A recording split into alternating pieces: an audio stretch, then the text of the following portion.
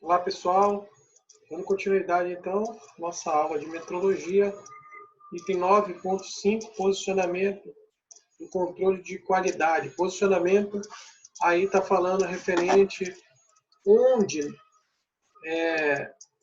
considerando as etapas do processo produtivo, eu devo realizar controle de qualidade. Então, existem estratégias, diferentes opções, é isso que a gente vai ver aí.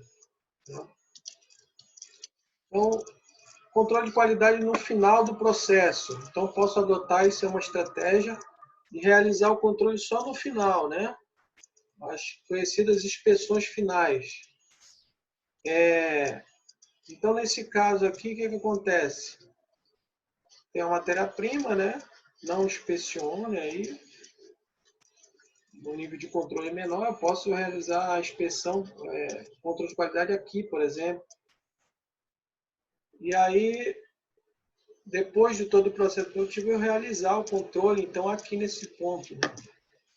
E aí, definindo o que está bom, vai para o cliente, o que não está, vai para o refúgio, né? Ou, então, realiza-se o retrabalho também, né? E volta, então, para o processo produtivo. Então, a partir desse ponto de refúgio ou retrabalho, eu tenho custo. Aqui eu tenho custo, aqui eu tenho custo, certo? Então, seguindo. Os aspectos positivos de realizar no final. Menor investimento inicial, na verdade, isso é o mais simples, é o mais fácil, né? Menor custo da qualidade naquele primeiro momento, né? Sem considerar os custos caso eu tenha refúgio, caso eu tenha retrabalho. Então, aspectos negativos é maior custo da não qualidade, ou seja, se eu tiver, é exatamente a situação. Se eu tiver retrabalho, eu estou tendo não qualidade, então o custo é maior. Se eu tiver refúgio, também o custo é maior, porque o produto já está praticamente pronto, então tenho que voltar para... Então depende muito dessa característica da fabricação, né? Se você fabrica produto final, se você fabrica peça, a quantidade de processos que se tem, tá? E é mais difícil realimentar o processo, porque principalmente aqueles que têm várias etapas, né? Até às vezes tem etapas logísticas no meio também. Então, outra possibilidade é realizar entre os processos, entre as etapas. Observe aí, então, que um fluxo produtivo tem vários processos, né? E desde a matéria-prima vai saindo de um processo para o outro até chegar ao cliente. Então, às vezes essas etapas na mesma estrutura física, às vezes é numa outra estrutura física, num fornecedor ou numa outra produção, né? Como você ter, por exemplo, estampagem, soldagem, pintura e assim vai, acabamento, montagem. Então, são várias etapas, né? Então, realizar a inspeção só no final pode gerar... É mais barato se não tiver problema, né? Mas, então depende da criticidade de cada processo desse aqui, da complexidade, né? Do nível de controle que esse processo tem, se ele está sob controle. Então, cabe sempre aquela avaliação do CPCPK, que é da capacidade do processo em fornecer resultados, né? O seu nível de variabilidade, certo? Então, os aspectos positivos de se realizar entre as etapas é que é menor o custo da não qualidade. Então, quando a situação for crítica, é aquele caso do processo fora de controle, então tem que realizar 100%. E é melhor controle sobre todo o processo. Então, aqui eu tenho um controle melhor, até para identificar onde que está ocorrendo o problema, onde eu tenho que realizar a melhoria, tá? Então, não é tão simples tomar essa decisão.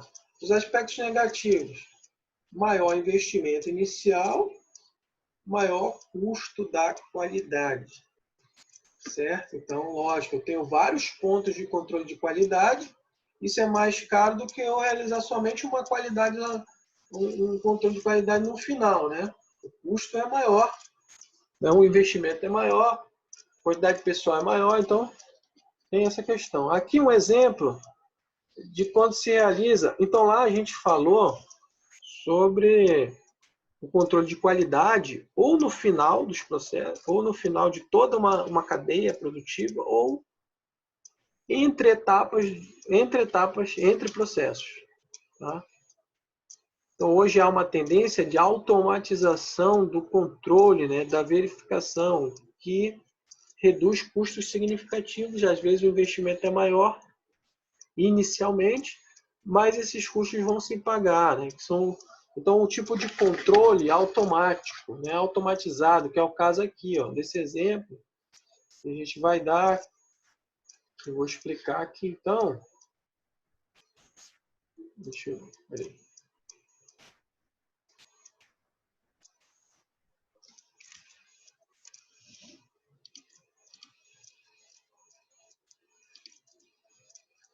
Deixa eu começar a funcionar, tá? Começou. Então, o que acontece aqui é um exemplo, né? Só onde eu tenho um controlador do sistema, né? Um controle de processo, um processo automatizado, então, né? Onde eu tenho aqui um dispositivo que já está fazendo o controle de qualidade, ele está fazendo a medição, o sinal de medição, ele está medindo aqui o diâmetro desse eixo, né? Então, esse é um dispositivo automatizado de controle de qualidade, né? Que faz ali o controle no momento que está sendo realizado o processo.